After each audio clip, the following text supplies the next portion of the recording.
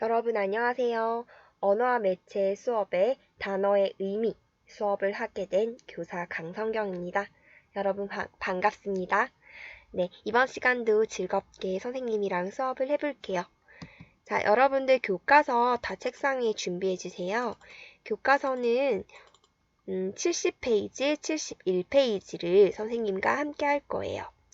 네, 교과서를 쭉 보면 오늘 의미관계로 첫 번째 유의관계, 중간에 반의관계, 그리고 네, 여기 상하관계, 그 71쪽에 보면 다이어와 동음이어에 대해서 알아볼 겁니다.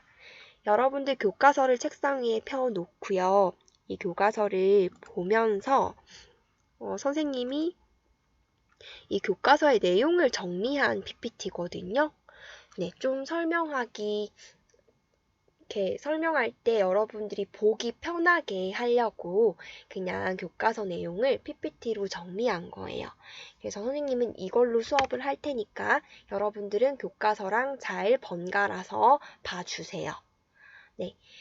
선생님이 말하는 거 그리고 여기 PPT에 정리된 것들을 교과서 본문에 해당되는 부분의 옆에 또는 본문에 밑줄을 치고 또 옆에 필기를 해서 그거를 사진으로 찍어서 가제 제출방 거기에 인증샷을 올려주세요.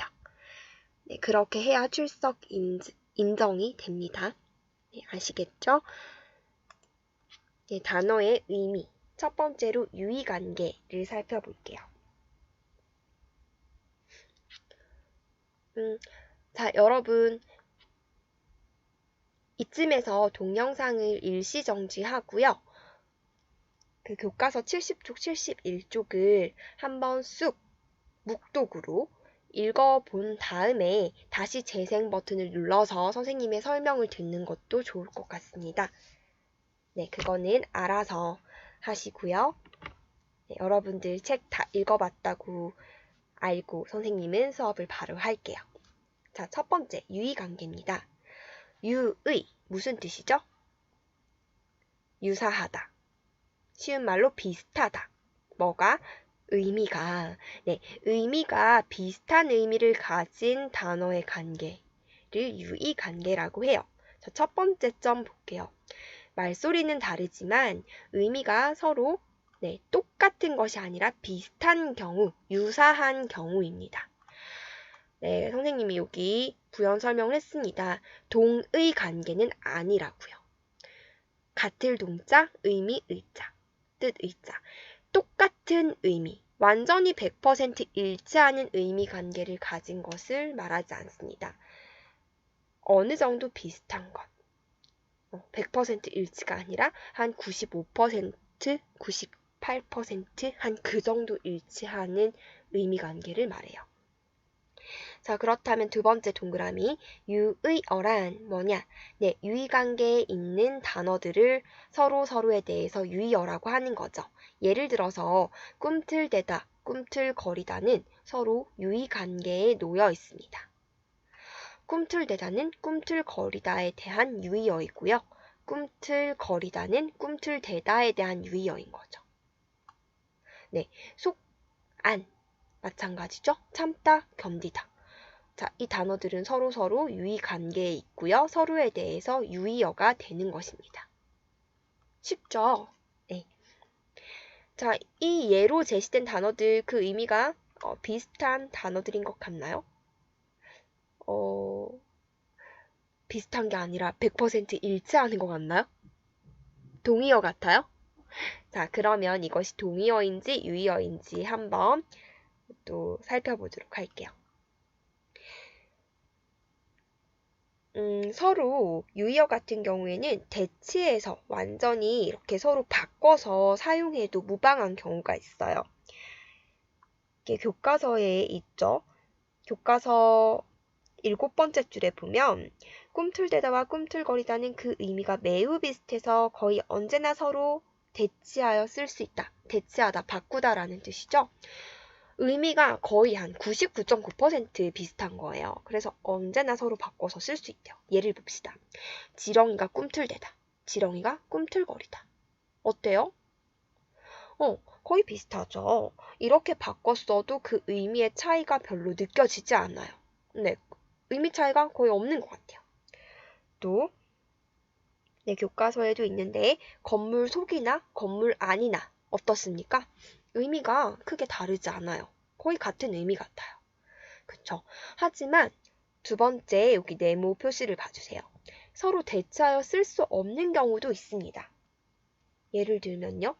가난 속과 가난 안은 어떻습니까? 가난 속, 나는 우리는 어린 시절에 가난 속에서 살았다 라는 표현은 괜찮지만 가난 안에서 살았다. 조금 어색하다고 얘기를 합니다. 자, 그리고 또 구두가 열에 잘 참다. 어때요? 구두가 열에 잘 견디다 라는 표현은 하는데 열에 잘 참다? 라는 표현은 어색하죠. 자, 여기 보면은 이 별표 모양이 있죠? 이게 문법에 어긋난다, 비문법적이다 라는 뜻이에요. 자, 교과서를 함께 보면요. 70쪽 11번째 줄에 이처럼 구두처럼 사물이 주어일 때는 견딘다 대신에 참는다, 참다 이런 것을 바꿔 쓸 수가 없다고 얘기하네요. 네, 그런 것 같죠? 그래서 이 속과 안, 참다, 견디다를 살펴보면 이 예를 봤을 때 그 의미가 100% 일치하는 동의 관계가 아니라 의미가 유사한 유의 관계에 있음을 알 수 있습니다. 그쵸? 네, 이렇게 해서 유의 관계 학습을 완료했습니다. 다음 이제 두 번째 의미 관계입니다. 단위 관계를 살펴볼게요. 네, 단위 관계는 책에 나와 있는 것보다 조금 더 상세하게 살펴보도록 하겠습니다. 자, 먼저 개념을 정리해 볼게요. 둘 이상의 단어에서 의미가 서로 짝을 이루어서 대립하는 경우를 반의관계라고 하고요. 반의어는 이렇게 반의관계에 있는 단어들을 반의어라고 해요. 자, 반의관계가 성립하기 위한 조건인데요. 중요합니다. 별표하세요. 책에 나와 있죠? 나와 있지 않나요? 나와 있지 않군요. 여러분, 이거 책에 추가적으로 필기를 좀 해주십시오. 공통된 의미 요소를 가진다는 거. 반의관계에 놓여있는 단어들이. 놀랍지 않나요? 모든 의미 관계가 완전히 반대돼야 그게 반의관계가 성립하는 거 아니야? 라고 우리가 생각을 상식적으로 했을 것 같아요. 그죠? 그런데 알고 봤더니 반의관계에 놓여있는 단어들은 공통된 의미 요소도 가지고 있어요. 그러면서 하나의 의미 요소만 달라야 반의관계가 성립합니다. 만약에 공통된 의미 요소 없이 모든 의미 요소가 반대되기만 한다면 그것은 반의관계가 아닌 거죠. 네. 또는 공통된 의미 요소가 있는데 하나가 아니라 두 개의 의미 요소가 반대돼요. 달라요.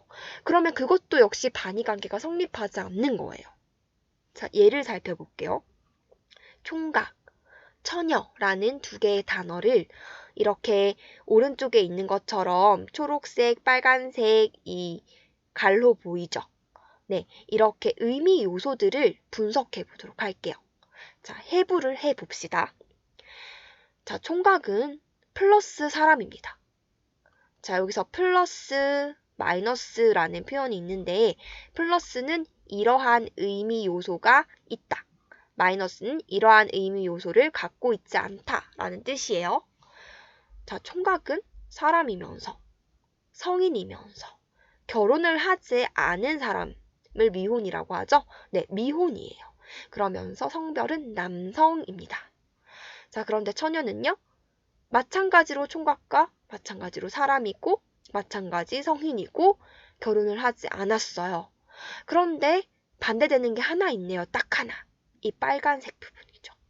처녀는 성별이 남성이 아니에요. 여성이죠. 네. 그래서 이 총각과 처녀는 서로 반의관계에 있는 단어라고 할 수 있는 거죠. 왜? 이렇게 초록색 부분이 무려 3개나 공통된 의미 요소를 가지고 있으면서 지금 성별이라는 단 하나의 의미 요소만 반대되기 때문입니다. 그래서 총각은 처녀에 대해서, 처녀는 총각에 대해서 반의어가 되는 것이죠. 알겠죠? 네, 쉽습니다. 자, 이렇게 해서 반의관계 개념 정리를 했고요. 이번에는 또 반의어의 종류에 대해서, 이제 특징에 대해서 알아볼 건데, 어떤 반의어 같은 경우에는요, 하나의 단어에 이렇게 언제나 꼭 하나의 반의어만 대응되는 건 아니에요. 네, 하나의 단어에 꼭 하나의 반의어만 있는 것은 아니고요. 이렇게 여러 개의 반의어가 있을 수도 있어요. 한번 예를 볼까요? 창문을 열다, 수도꼭지를 열다, 자물쇠를 열다 라는 표현을 합니다.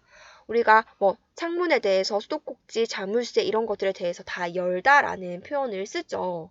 자, 그럼 이것의 반의어는 뭘까? 창문을 열다에 대해서는 창문을 닫다, 수도꼭지를 열다에 대해서는 수도꼭지를 잠그다, 자물쇠를 열다에 대해서는 자물쇠를 채우다가 반의어가 되는 것이죠. 그래서 이 열다에 대한 반의어는 무려 닫다, 잠그다, 채우다 이렇게 3가지 정도 생각해 볼 수 있는 것 같아요.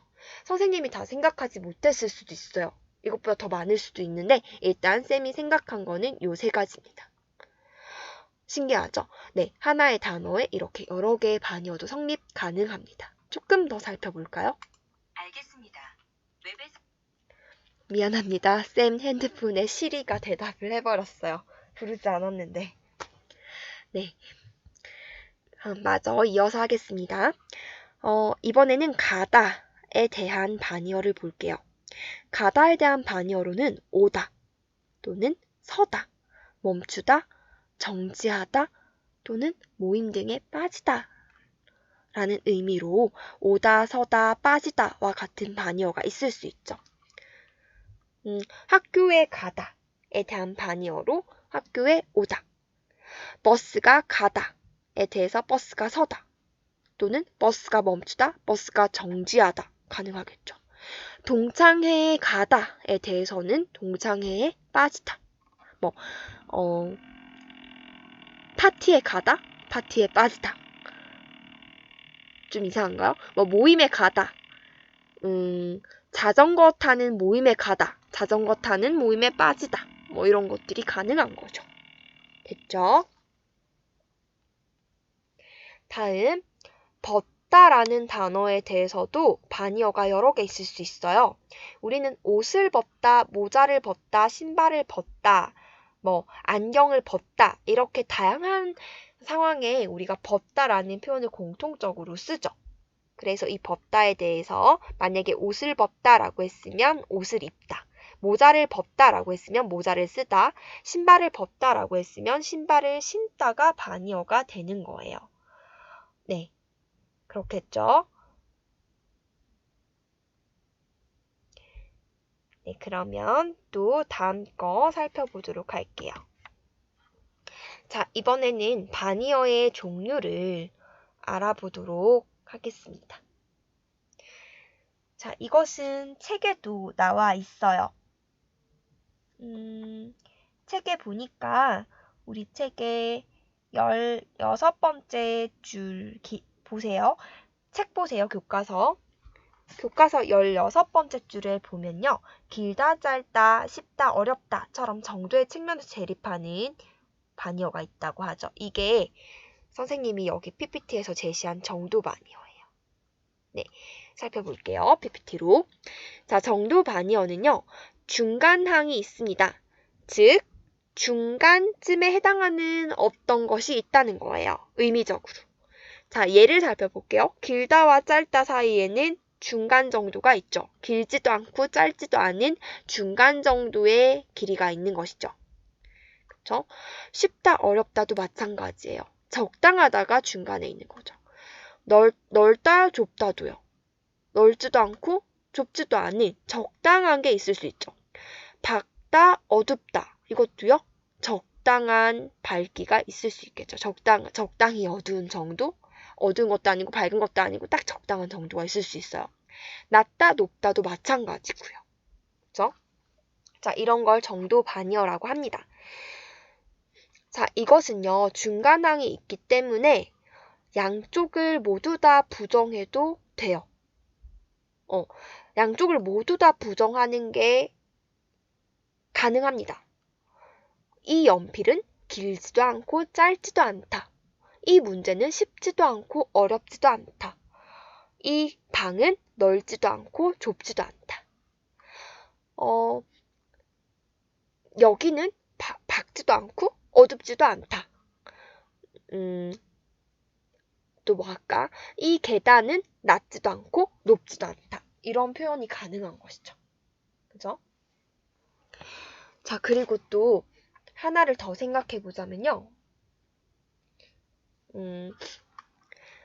이 정도반이어에서 한쪽을 부정하면 다른 한쪽의 긍정을 의미적으로 포함하는 걸까요? 한번 생각해 봅시다. 이 연필은 길지 않다. 자, 이쪽을 부정했죠. 그러면 이 연필은 짧다는 것일까요? 그건 아니죠. 그쵸? 왜? 중간항이 있기 때문에. 자, 한쪽을 부정했으나 한쪽을 부정한다고 했을 때 한쪽의 부정이 다른 쪽의 긍정을 의미적으로 포함, 즉 함의하지는 않는 거죠. 왜? 중간이 있으니까. 자, 이것도 마찬가지입니다. 이 문제는 쉽지 않다. 그럼 어렵다는 뜻일까요? 그건 아니죠. 난이도가 적당하다. 쉬운 것도 아니고 어려운 것도 아니고 풀만하다. 라는 뜻일 수 있잖아요. 이것도 마찬가지. 이 방은 넓지 않다. 그럼 좁다는 뜻입니까? 그건 아니죠. 그쵸? 네, 적당하게 있으니까요. 됐습니까? 자, 그러면 이걸 해볼까? 자, 그러면 방금 좀 전에 한쪽의 부정이 한쪽의 긍정을 함의하지 않는다고 했잖아요. 그러면 긍정은 어때요? 긍정. 긍정은 다른 쪽의 부정을 함의할까요? 해볼까? 자, 이 연필은 길다. 어때요? 이 연필은 길다 라고 긍정했어요. 그러면 이 연필은 아이고 넘어갔네요. 다시 이 연필은 길다 라고 긍정하면 이 연필은 짧지 않다를 함의하는 건 맞죠? 네. 이 문제는 쉽다.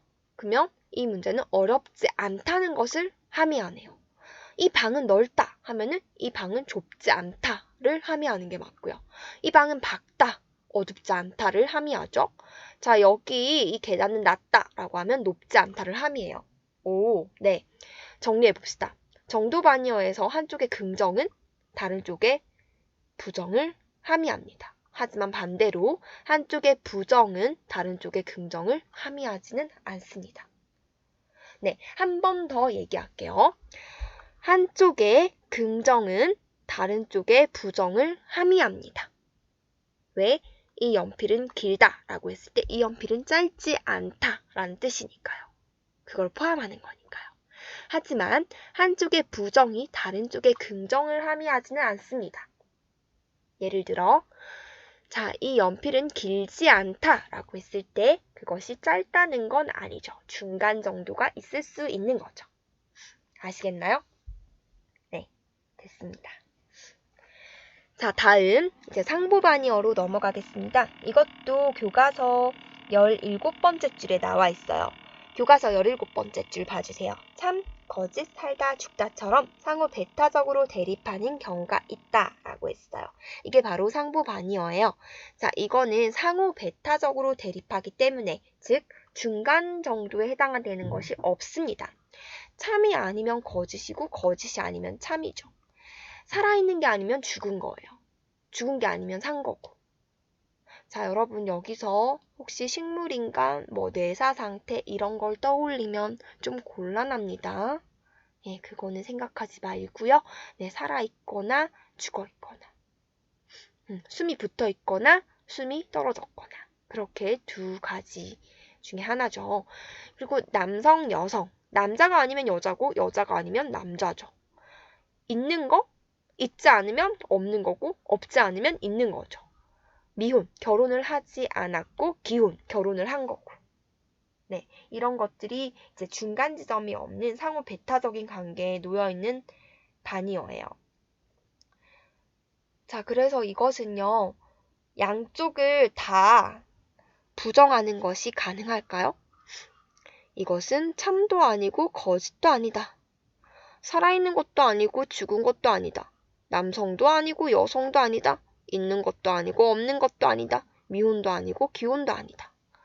이렇게 양쪽 모두 부정하는 게 불가능하다는 거죠.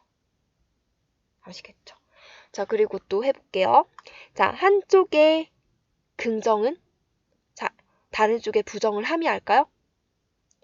해봅시다. 예를 들어 봅시다. 자, 이 문제, 이 말은 참이다. 라고 긍정했어요. 그러면 이 말은 거짓이 아니다. 라는 다른 쪽의 부정을 함의하는 거죠.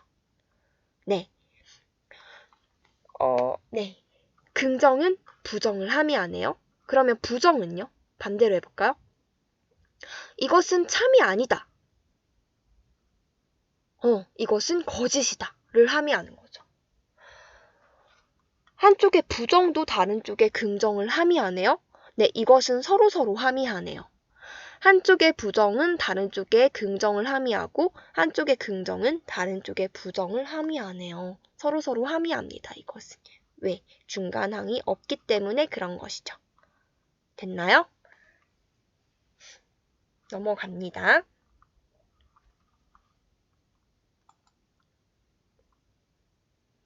자, 이제 반의어의 마지막 방향 반의어예요. 방향적으로 의미가 대립되는 거죠. 자, 근데 이건 또 세 가지로 나눠서 살펴볼게요. 공간에서의 대립이 있는 경우. 위, 아래, 오른쪽, 왼쪽, 앞뒤, 남극, 북극 이런 게 이제 방향에서 공간적으로 반대되는 지점에 있는 의미를 가진 단어들이죠. 다음 2번 인간관계에서도 방향의 대립이 있을 수 있대요. 부모와 자식 어떤 대립이 있는 거예요? 수직, 수평. 네. 좀 여러분들 마음에 안 들 수도 있겠지만 수직 관계에서의 대립이 있는 거죠. 부모가 위, 자식이 아래. 세대에 있어서도 부모가 위고 자식이 아래니까요. 이렇게 생각하면 되겠죠. 그리고 남편과 아내는요. 수평, 수직. 네, 수평이죠. 그죠? 동등한 관계니까. 그렇지만 이제 동등하지만 남편의 역할, 아내의 역할이 조금 이렇게 역할 분담이 있잖아요. 서로 이렇게 상호 보완하면서 부족한 점을 서로 도와가면서 살아가는 그런 관계죠. 동반자. 그래서 남편과 아내는 수평 관계에서의 대립이고 스승과 제자는요. 선생님이랑 여러분들의 관계는요. 이것도 좀 마음에 안 들 수도 있는데 이게 이제 문법적으로 그렇게 분류를 하고 있어요. 스승과 제자도 부모와 자식처럼 이렇게 수직 관계에서의 스승이 위, 제자가 아래 이렇게 대립한다고 보고 있습니다. 사실 요즘은 제자한테서 스승이 배우기도 하는데 근데 이 단어가 가지고 있는 의미는 그런 것 같아요. 나이 많고 적고 이런 걸 떠나서 가르치는 사람을 뭔가 배움을 이렇게 배울 수 있게 뭔가를 배움을 주는 사람이 스승인 거고 그로부터 어떤 걸 배우는 사람이 제자니까 그런 의미에서 이렇게 수직적인 관계로 본 것 같습니다. 수직적인 대립 관계로요. 다음 3번 이동적 대립이에요. 뭔가 이동이 있어. 반대 방향으로 해. 자, 물건을 사다. 그리고 물건을 팔다. 어때요? 파는 쪽은 그 손님한테로 물건이 이렇게 빠져나가죠. 그쵸? 사는 쪽은요? 그 파는 사람한테서 물건을 자기 쪽으로 가져오죠. 그쵸? 그래서 그 방향의 대립이 있어요. 이동적으로. 물건이 가느냐 저쪽으로 아니면 나한테 오느냐 이 차이죠. 물건이 오는 거, 나한테 오는 거는 사는 거고 물건이 저쪽으로 가는 건 파는 거죠. 네. 다음 계단을 올라가다와 내려가다. 옷을 입다, 벗다. 어때요? 옷을 입는 거는 옷이 내 쪽으로 이렇게 이동하는 거고, 벗는 거는 나 아닌 저쪽으로 이동하는 거죠. 문을 열다와 닫다. 여는 거는 또 이렇게 미닫이냐 여닫이냐에 따라서 다를 수 있겠지만 아무튼 반대 방향으로 이동하는 거고. 음식을 삼키는 거는 이 내 안쪽으로 들어오는 거죠. 뱉는 거는 나의 바깥쪽으로 나가는 거고요. 그래서 이 이동적 대립이 있는 거죠. 네, 됐습니다. 이렇게 해서 반의어의 종류로 정도 반의어, 상부 반의어, 방향 반의어를 모두 학습했습니다. 자, 그 다음 이것도 하나 볼게요. 여러분, 기준을 뭘로 잡느냐에 따라서 반의어는 달라질 수 있어요. 자, 아버지에 대한 반의어는 성별이라는 기준을 바탕으로 했을 때는 어머니가 반의어가 되겠죠. 하지만 세대를 기준으로 했을 때는 아버지의 반의어로 아들이 될 수 있어요. 아랫세대로 갔을 때는 아들이죠. 근데 또 윗세대로 갔을 때는 아버지에 대한 반의어로 할아버지가 될 수 있겠죠. 네. 아시겠나요? 네. 이렇게 해서 반의어 모두 다 끝났고요. 이제 다음 파트인 상하 관계로 가겠습니다. 네, 상하 관계 간단히 살펴보겠습니다. 여러분들 한 단어가 의미상 다른 단어를 포함하거나 다른 단어에 포함되는 의미 관계를 가진 거예요. 상의어가 그러니까 윗상자, 의미 의자, 의미적으로 위쪽에 있는 거예요. 그러니까 의미적으로 위에 있으니까 아래에 있는 단어들 의미적으로 포함하겠죠? 하의어는 아래하, 뜻의, 의미적으로 아래에 있어. 그러니까 상의어에 의미적으로 포함되는 단어들이에요. 예를 들어서 이런 거죠. 식물, 나무, 소나무라고 했을 때 식물이 제일 상의어가 될 거고 거기에 대한 하의어로 나무, 꽃, 나무와 풀로 나눠야 될까요? 나무와 풀이 이제 식물의 하이어가 될 수 있겠죠. 근데 이 나무에는 소나무, 은행나무, 대추나무, 밤나무, 또 뭐가 있지? 나무를 잘 몰라요. 자, 이런 나무들이 또 나무에 대한 그 하이어가 될 수 있겠죠. 그죠? 자, 여기 첫 번째 동그라미 봐주세요. 상이어, 하이어는 기준에 따라서 또 달라져요. 상대적인 개념입니다. 자, 기준을 뭘로 잡느냐에 따라서 같은 단어가 상이어가 될 수도 있고 하이어가 될 수도 있어요. 예를 살펴볼게요. 자, 나무. 자, 이 식물, 나무, 소나무라는 관계에서 이 나무를 봤을 때 나무는 식물에 대해서는 하이어죠. 식물에 의미적으로 포함돼요. 하지만 소나무에 대해서는 의미적으로 상의어죠. 그쵸? 소나무를 의미적으로 포함하고 있으니까요. 그래서 기준을 뭘로 잡느냐, 요렇게 보냐에 따라서 나무는 상의어도 될 수 있고 하이어도 될 수 있다는 얘기입니다. 자, 그러면 교과서를 살짝 볼게요. 교과서 71쪽에 첫 번째 줄 끝부분 줄 쳐주세요. 자, 대체로 상이어일수록 일반적이고 포괄적인 의미를 지니고 하이어일수록 개별적이고 한정적인 의미를 지닙니다. 당연하겠죠? 의미적으로 위쪽에 있어서 아래쪽에 있는 단어들을 의미적으로 포괄해야 되니까 당연히 더 포괄적이고 일반적인 그런 의미를 가지고 있겠죠. 근데 하이어는요, 상이어에 의미적으로 포함되니까 더 개별적이고 구체적인 의미를 지니겠죠. 그렇잖아요? 네.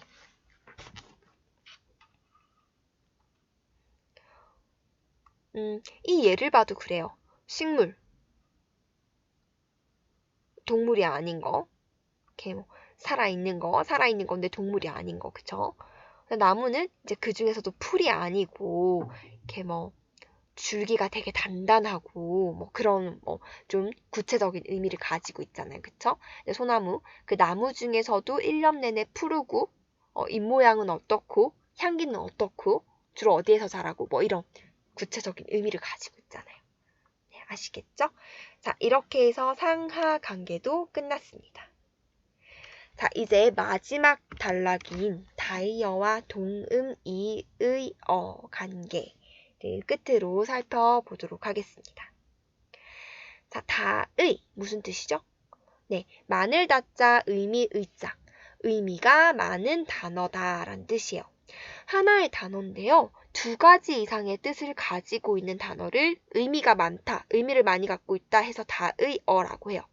그러면 동음이의 어는 뭘까요? 같을 동자, 소리 음자. 소리가 같아요. 우연히 소리는 같은데 다를 이자, 뜻 의자. 의미는 완전히 다른 별개의 단어를 동음이의어라고 하죠. 네. 자, 예를 통해서 살펴볼게요. 71쪽에 사전의 일부를 발췌해서 올려놓았습니다. 보이나요? 자, 사전에 손을 찾아보면요. 손영일, 손영이, 손영산 이런 식으로 사전에 볼 수가 있어요. 여기에서 지금 제일 커다란 글씨 있죠? 굵게 진하게 되어 있는 이 손영일 명사, 손영이 명사, 이렇게 손영산 이렇게 돼 있는 게 바로 표제어라고 하는 거예요. 자, 사전에 이렇게 표제어 각각 01, 02, 03으로 실려 있는 손들이 있습니다. 자, 각 이 의미들을 한번 보면 손 0일에는 또 1, 2, 3, 4, 5, 6 6개의 의미가 있고요. 손 02에는 1, 2, 3, 4 4개의 의미가 있고요. 손 03에는 하나의 의미밖에 없어요. 자, 그러면 이 중에서 다의어인 것은 뭘까요?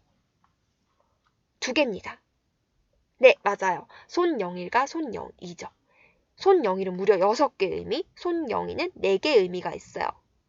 둘 이상의 의미를 가지고 있죠. 그래서 손 01과 손 02는 다의어입니다. 뜻이 많은 단어예요. 손 03은요, 다의어가 아니죠. 의미가 하나밖에 없으니까요. 자, 그러면 다의어부터 먼저 살펴볼 텐데요. 손 01로 해볼게요. 자, 이 1번 의미, 손 01의 1번 의미 한번 읽어보세요. 네, 영어로 하자면 hands, hands. 그쵸? 그러면 손 01의 2번은요. 네, 영어로 하면 finger. finger. 그 다음에 손 01의 3은요. 네, 일손이라는 그런 노동력을 뜻하는 거죠. 손 01의 4번은요. 어떤 일을 하는데 드는 사람의 힘이나 노력이나 기술. 5번. 어떤 사람의 영향력이나 권한이 미치는 범위. 6번. 사람의 수완이나 꾀 같은 것입니다. 자, 그러면 여러분 생각해 보세요. 이 손 01의 1번부터 6번까지의 의미 중에서 손 01이라고 했을 때, 손이라고 했을 때 가장 먼저 떠오르는 기본적이고 일반적인, 가장 중심적인 의미라고 해야 할까요? 가장 먼저 떠오르는 일반적인 손 01의 의미 뭔 것 같아요? 1번부터 6번까지 중에서 네, 1번이죠. hands, 1번 의미를 우리 가장 먼저 떠올리죠. 손 01에서. 네, 맞습니다. 그래서 이 손 01의 1번이 다이어에서의 중심적 의미라고 해요. 중심적 의미. 마찬가지예요. 손 02에서 이 1번이 중심적 의미예요.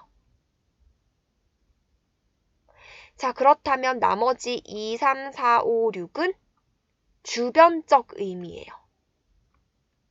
그러니까 1번보다는 덜 중심적인 의미? 그러니까 얘는 바로 떠오르는 의미인데 얘는 바로 떠오른다기보다 이렇게 격가지를 쳐서 이렇게 의미적 연관성을 가지고 여기 중심적 의미와 의미적 연관성이 있으면서 점점 주변으로 그 의미가 확대되어 나간 거죠. 그러니까 맨 처음에 이 단어 손 01은 이 1번 의미로만 사용됐을 수도 있어요. 근데 사용하다 보니까 이 손 01의 1번과 의미적 연관성을 가지고 2번, 3번, 4번, 5번, 6번의 의미로 점점 확장되어서 주변적 의미로 확장이 되어서 이런 다양한 주변적인 의미를 갖게 된 것입니다. 네, 그래서 이렇게 의미가 많아진 거죠. 자, 손영이도 마찬가지인데 1번의 중심적 의미로 사용되다가 이것과 의미적 연관성을 가지고 2, 3, 4의 주변적 의미로 점점 확장되어 간 거예요. 그래서 이렇게 의미가 많아진 거죠. 자, 그렇다면 여러분 정리해 볼게요. 손영일 안에서 이 중심적 의미와 주변적 의미는 서로 의미적 연관성이 있을까요? 없을까요? 한번 잘 읽어보세요. 어느 정도 지금 연관성이 있죠?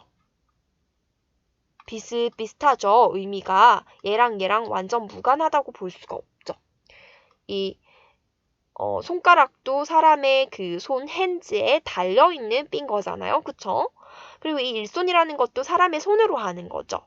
힘, 노력, 기술 이런 것도 사람의 손과 연관이 있어요. 그쵸? 그리고 어떤 사람의 영향력, 권한이 미치는 범위 이런 것도 그 사람의 이제 5번, 6번은 조금 멀어지긴 했지만 그 사람의 손으로 하는 어떤 일의 그 영향력, 권한 이런 의미가 이렇게 쭉 연관이 되고 있습니다. 자, 손영이도 살펴볼게요. 다른 곳에서 찾아온 사람. 손이 잠시 머물렀다. 손이 왔다. 손이 묵다 갔다. 민박집에. 이런 말을 하는데 이 손님이라는 뜻이죠. 그렇죠? 그러면 1번, 2번, 3번 의미적 연관성이 있죠. 4번은 뭔지 모르는 친구도 있을 텐데요. 손님 마마. 그 전염병 중에 홍역이라는 전염병이 있어요. 홍역. 지금은 백신이 있어서 홍역은 되게 그냥 백신 맞으면 되는, 금방 치료되는 그런 건데 옛날에는 이게 백신이 없었으니까 마치 지금 코로나19가 유행해서 백신이 없어서 지금 우리를 두려움에 떨게 하잖아요. 그런 무서운 질병이었어요. 전염병, 홍역. 그래서 그 홍역을 이렇게 그 병도 찾아오는 거잖아요. 그쵸? 그래서 찾아오는 손님 같다고 해서 손님이라고 했는데 근데 이 질병한테 마마라고 해서 왜 중전마마 이렇게 중전마마 하면서 왜 이렇게 뭔가 높일 때 마마라고 하잖아요. 이렇게 그 질병을 높여준 거예요. 마마. 높여줘서 기분 좋게 만들어줘서 달래서 이렇게 제발 오지 말고 저리 가라고 그런 의미로 손님 마마라고 했어요. 홍역 바이러스가 홍역 디지즈가 질병이 제발 우리 집은 피해가기를 우리 집은 그냥 지나쳐 가기를 하면서 손님 마마하고 높여서 홍역을 이렇게 얘기를 했던 거거든요. 그러니까 질병도 찾아온다는 점에서 결국 이 1번, 2번, 3번 의미와 연관성이 있다고 볼 수 있겠습니다. 자, 정리합니다. 자, 다이어 내에서 중심적 의미와 주변적 의미는 서로 연관성이 있다. 중심적 의미에서 주변적인 의미로 그 의미가 확장되어 나간 것이다. 그러다 보니까 의미가 이렇게 많아져서 다이어가 된 것이다. 됐죠? 자, 그러면 마지막으로 요거 생각해 봅시다. 손영일과 손영이와 손영삼은 발음이, 소리가 똑같아요. 완전히 일치하죠. 그런데 그 의미적 연관성은 있을까요? 손영일과 손영이 사이에 의미적 연관성 있나요? 없죠. 자, 손영일과 손영삼은요? 없죠. 자, 손영삼의 의미 보세요. 귀신. 사람의 하는 일을 방해하는 귀신. 이런 말 들어봤죠. 이사를 할 때는 손이 없는 날 해야 된다. 비가 오는 날 이사를 하면 손이 없다. 이런 얘기 들어봤죠. 혹시 여러분 할머니께서 하시는 그런 얘기 들어봤을 때 그때 쓰는 손이에요. 자, 정말 의미적 연관성이 손영일, 손영이, 손영삼 사이에는 없다. 그쵸? 네, 동음이의어기 때문에 그렇습니다. 우연히 소리만 같아졌을 뿐 그 사이에 의미적 연관성이 전혀 없는 완전히 서로 다른 별개의 단어이기 때문에 그래요. 아시겠죠? 자, 됐습니다. 여러분, 이렇게 해서 우리가 단어의 의미 관계를 다 학습했습니다. 내용이 좀 많았네요. 고생하셨고요. 자, 그러면 이제 마지막으로 기초 다지기 71페이지 교과서에 있는 거 풀고 마치도록 하겠습니다. 자, 풀어보십시오. 네, 다 풀어보셨나요? 자, 같이 보겠습니다. 답을. 자, 1번의 감정과 기쁨이라는 단어는 어떤 관계인 걸까요? 네, 기쁨이 감정에 포함되고 있죠. 하이어고 얘가 상이어예요. 그래서 둘은 상하 관계에 있습니다. 자, 그러면 기쁨과 슬픔은요? 상반되는 감정이죠? 반의 관계에 있습니다. 그럼 슬픔과 비애는요? 비슷한 말이죠. 유의 관계에 있어요. 다음 2번입니다. 다리를 건너다. 이때 다리는 브릿지죠. 친구들 사이에 다리 역할을 하다. 뭔가 연결고리, 매개체 역할을 했다는 거죠. 그러면 다리가 이때 브릿지라는 게 이쪽에서 저쪽 장소로 옮겨갈 수 있게 매개 역할을 해주는 거고, 이것도 뭔가 친구들 사이에서 이 친구랑 저 친구랑 서로 다른 특성을 가진 친구들끼리 이렇게 잘 어울릴 수 있도록 매개 역할을 해준다는 거니까 의미적 연관성이 있죠. 그러니까 다의어예요. 그쵸? 다의관계입니다. 다의어. 이 다리는 이 다리에 대해서, 이 다리는 이 다리에 대해서 다의어인 거예요. 자, 다음. 자, 이 다리와 이 다리는 뭘까? 다리에 쥐가 나다. 이건 레그네요, 레그. 사람의 다리, 레그. 레그랑 이거는 네, 의미적 연관성이 전혀 없죠. 그래서 서로에 대해서 동음 이의어가 되겠습니다. 네. 자, 수고하셨습니다. 여러분들 여기까지 이제 우리가 기말고사 진도 내용적인 거는 다 했고요. 다음 시간에 학습활동 수업을 들으면 되겠습니다. 네, 수고하셨습니다. 오늘 수업한 내용 필기한 거 사진 찍어서 과제 제출방에 인증샷 올리는 거 잊지 말고 지금 당장 바로 하도록 합니다. 네, 학교에서 봅시다.